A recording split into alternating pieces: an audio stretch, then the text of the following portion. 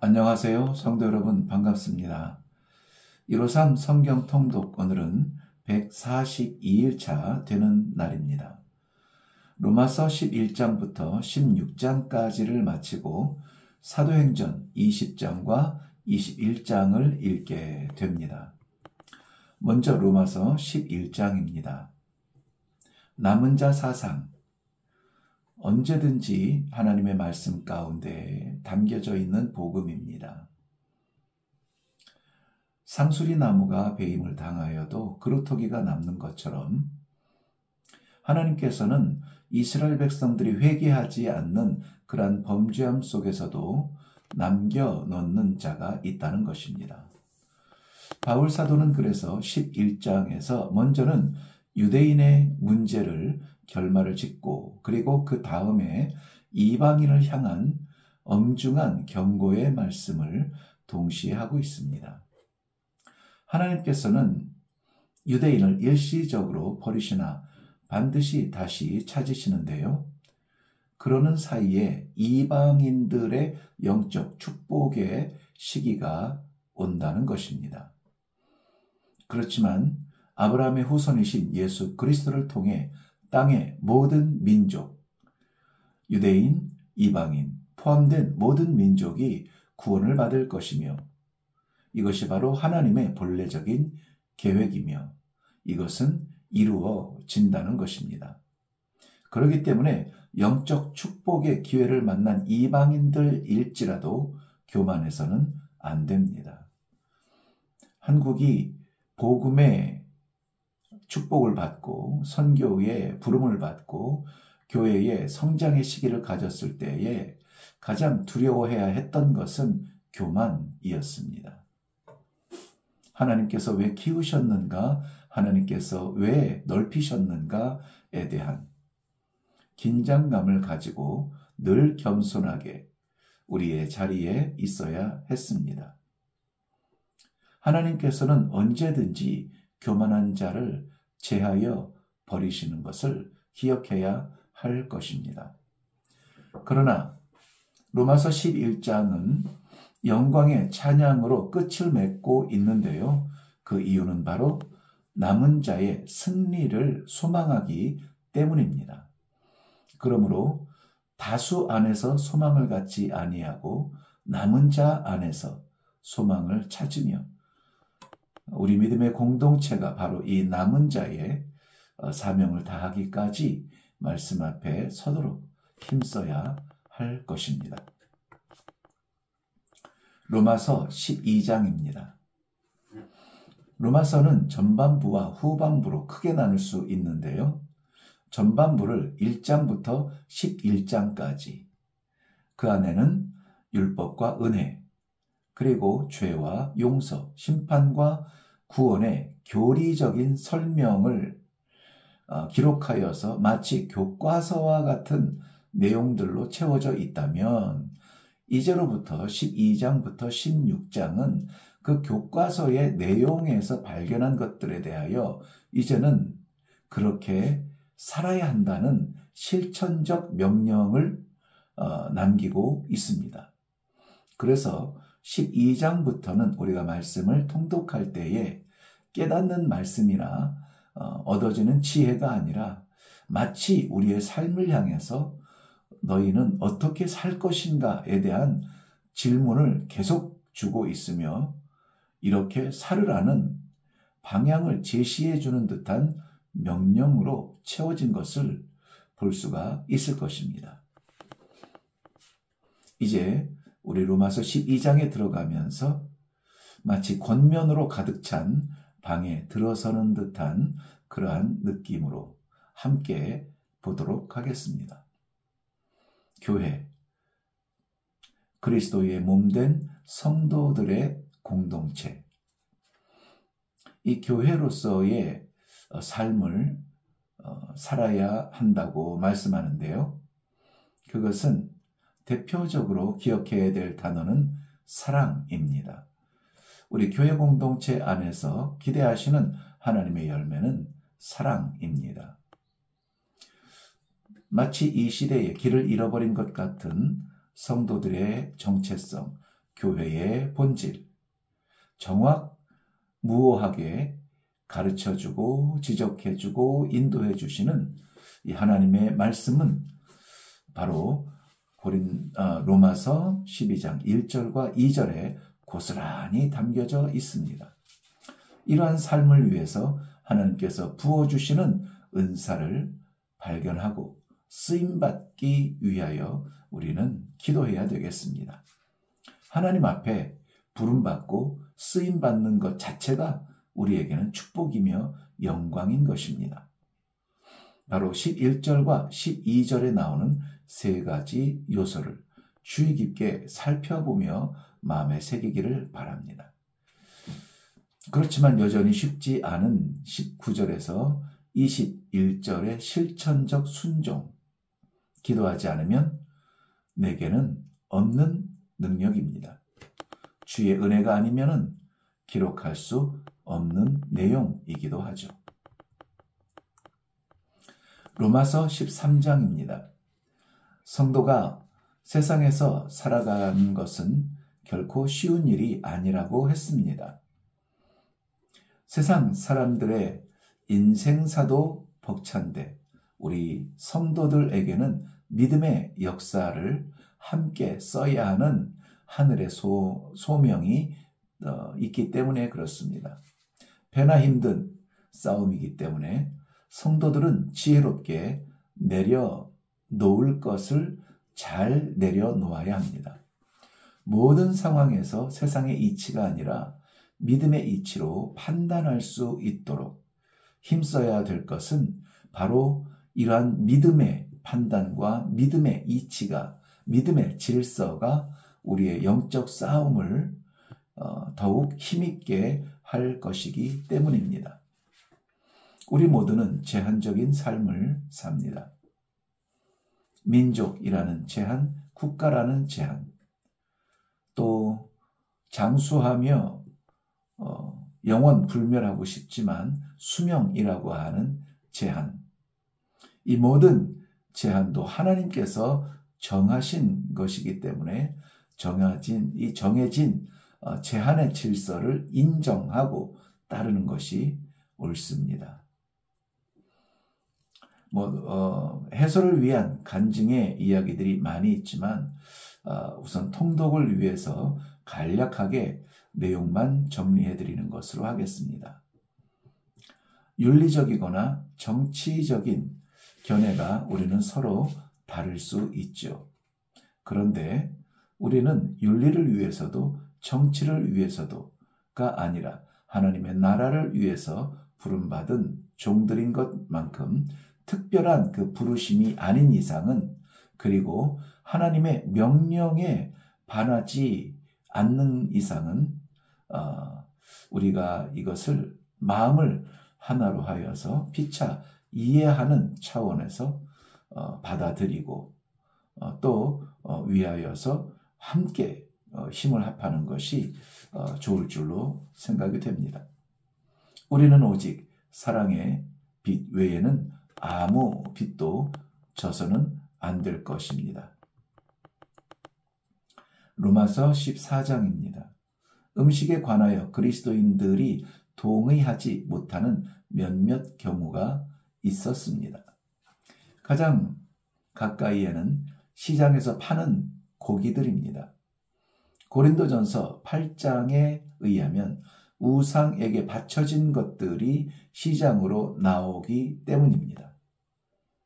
우상에 얼마나 많은 재물이 바쳐졌는지 그 제사를 감당하는 제사장들이나 그 화동들이나 이 사람들이 다 그것을 흡수하지 못하고 넘쳐서 시장으로 나오게 되는데, 그런 것도 있고 혹은 이 고기는 정말 극상품이다라는 것을 그 상품의 품질을 자랑하기 위해서라도 제사에 올려졌던 고기다라고 하는 것은 완벽한 제물이기 때문에 그것을 일부러 제사를 드리고 또 내다 파는 그러한 경우들도 많이 있었습니다. 그래서 이 우상의 제단에 올라갔던 고기를 먹는 것이 옳으냐, 먹지 말아야 되느냐, 네, 이러한 율법적인 문제를 끌어안고 고민하던 시기죠.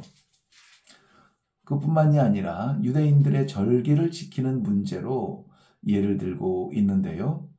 불확실한 결정의 순간, 우선 분명하게 정해야 될 것이 있다면 먼저는 믿음이 연약한 형제를 판단하지 말고 오히려 그들을 위하여서 희생하는 성숙한 그리스도인들을 기대하는 말씀을 하고 있습니다. 늘 말씀드립니다마는 나를 위한 믿음이 아니라 누군가를 위한 믿음의 세계. 이것은 나를 채우는 그러한 축복의 차원을 넘어서 누군가를 채우는 축복의 세계까지 자라는 것입니다. 어렸을 때는 내 입에 들어가는 것이 중요했지만 커서 부모가 되면 나는 안 먹었어도 먹었으니 너희 맛있게 먹어라 라고 이야기하는 부모의 수준이 되는 것이죠. 성도는 사람 간의 일로 책임을 지는 것이 아닙니다. 그리스도로 인한 사명적 책임을 지는 것입니다. 같은 그리스도인에게 폐가 된다면 할 수 있는 자유를 내려놓고 절제를 부탁하고 있는 것입니다. 비슷한 경우에 주장하기보다는 양보하는 것이 더욱 아름다울 수 있다는 것을 우리는 말씀을 통해서 깨달을 수가 있을 것입니다. 로마서 15장입니다. 성도는 자기 중심, 자기 우선이면 안 됩니다. 서로를 돕고 서로를 살피는 공동체 중심의 신앙입니다. 내가 알고 말할 권리가 있지만 그러나 그것보다 우리 모두의 관계를 더욱 중요하게 여기는 것입니다. 공동체가 할 수 있는 일들을 무엇이든지 시도해야만 합니다.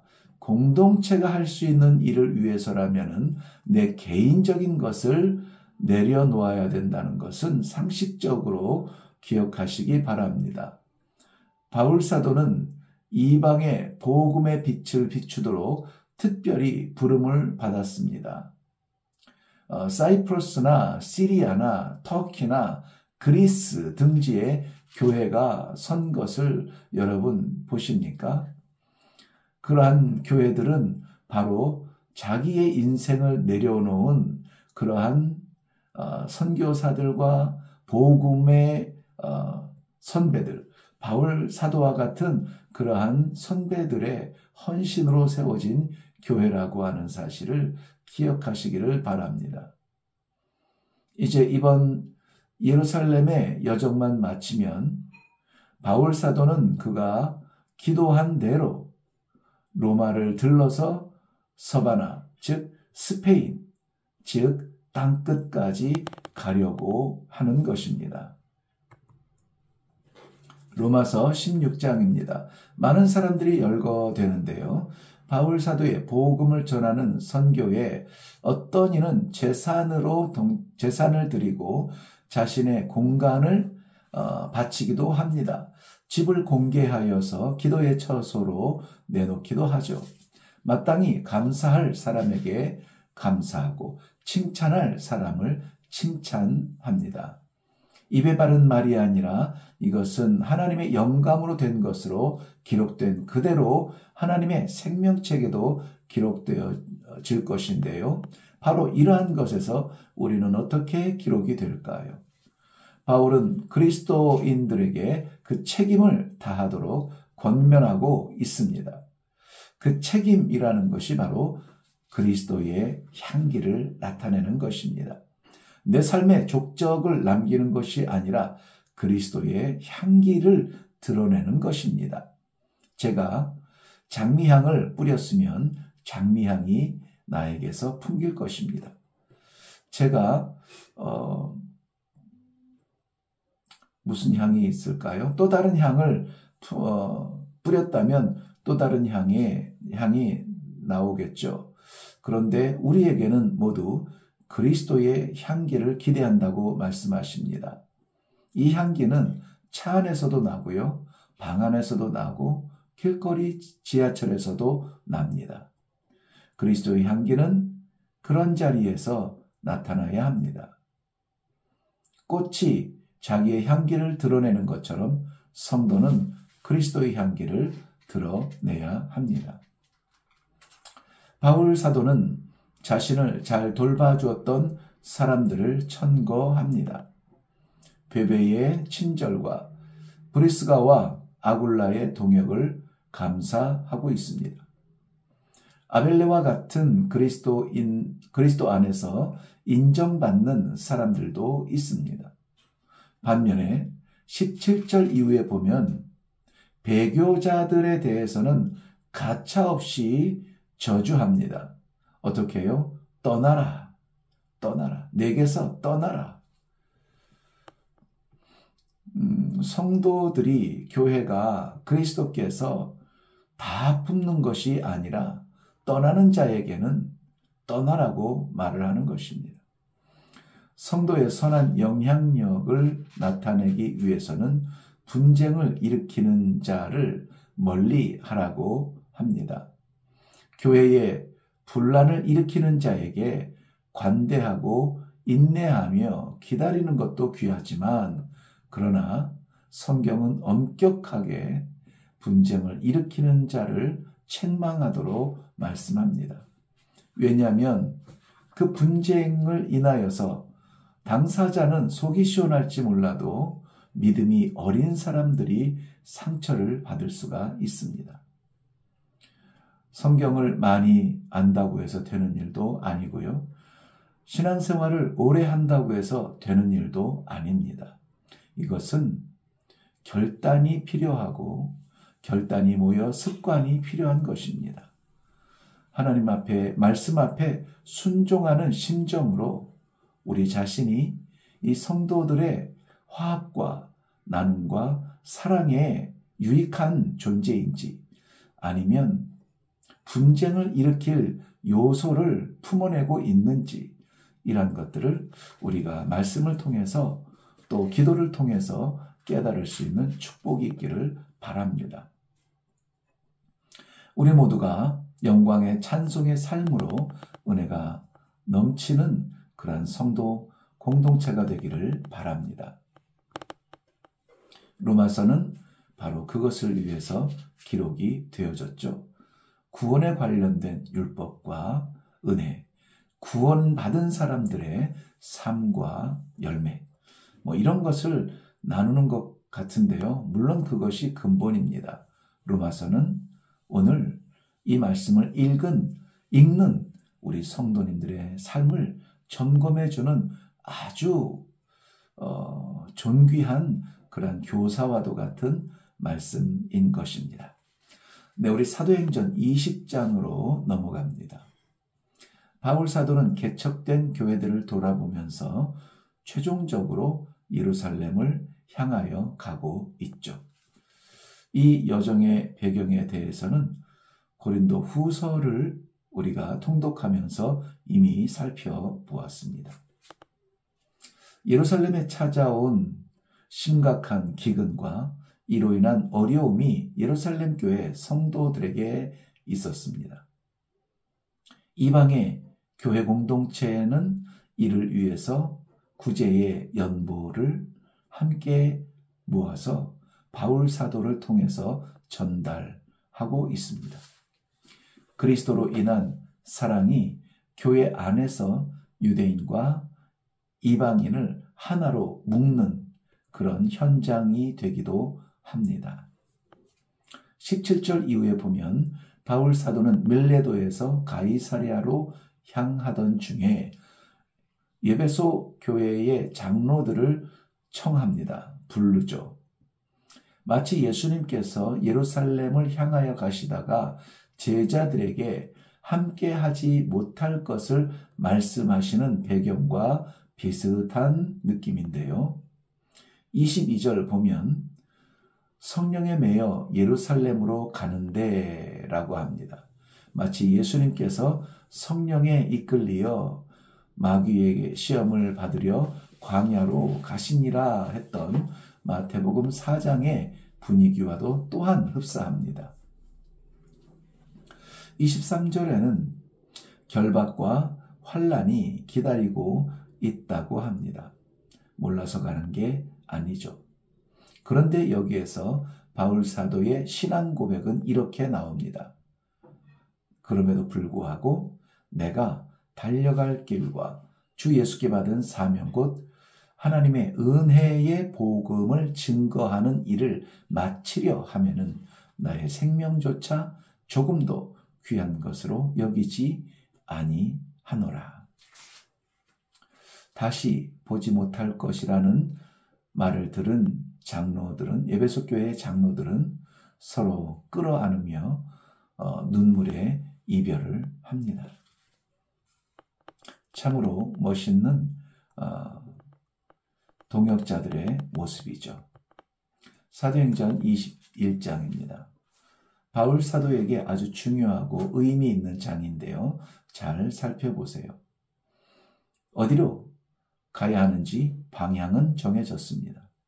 무슨 일이 일어날는지도 알게 되었습니다. 4절과 12절에도 여전히 예루살렘으로 가지 말라는 권고를 받습니다. 그러나 거기에서 건져주시겠지 라고 하는 일말의 희망적 믿음이 아니라 결박을 당할 뿐 아니라 죽을지라도 죽음을 각오한 그러한 여정을 선포하고 있죠. 그의 마음에는 오직 주의 뜻이 이루어지이다 기도할 뿐이었습니다. 동일한 기도를 한다면 우리는 어떤 마음으로 기도를 마치게 될까요? 괜히 그렇게 기도했나? 아니면은 너무 나한테는 힘든가?